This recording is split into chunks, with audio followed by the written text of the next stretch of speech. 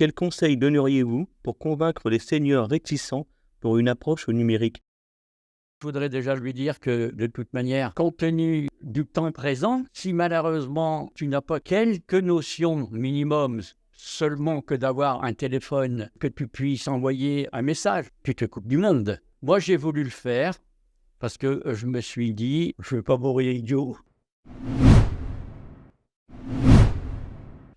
Je crois que si quelqu'un voudrait se mettre au numérique, il faut lui faire des démonstrations. Il faut lui montrer différentes choses. Il faut lui dire, avec le numérique, tu peux déjà écrire des courriers. Tu peux tenir à jour des comptes. C'est très facile à faire.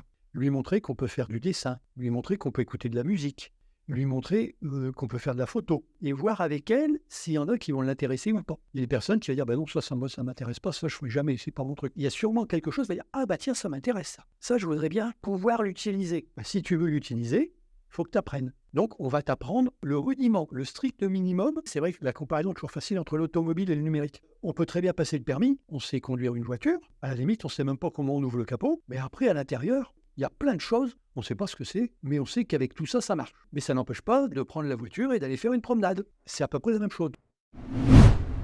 Je conseillerais aux gens justement de s'inscrire au centre Audrey Battier, puisque c'est de là que tout ce qui est numérique, informatique, pour avoir des connaissances de base, pour ceux qui ne connaissent pas, puis même pour les approfondir par la suite. Pour moi, je me suis mis justement pour essayer de comprendre les difficultés que j'avais. J'ai trouvé ça très bien parce qu'il y a des choses que j'ai vraiment appris et que je m'en sers. C'est utile. Si ce n'était pas utile, je n'aurais pas fait d'abord.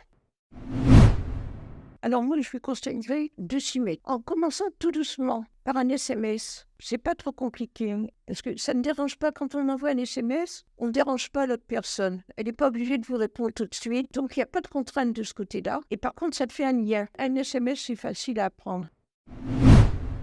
Il faut se former, puis surtout dans des structures compétentes. Mais il faut des bases solides pour aborder l'informatique. Puis ensuite, après, il faut avoir des envies de développer un centre d'intérêt qui nous tient à cœur. Par exemple, il faut passer par la photo. Et à partir de la photo, tu vas déboucher sur l'informatique, sur le stockage de la photo, sur la correction des photos, beaucoup de choses.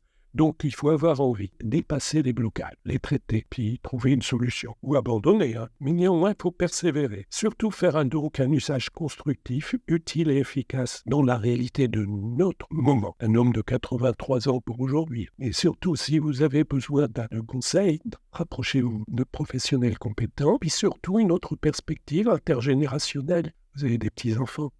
Demandez-leur comment ils font pour dépasser une difficulté. Quelquefois, c'est aussi utile de remettre le contact avec les petits-enfants qui sont surtout dans leur milieu entre jeunes.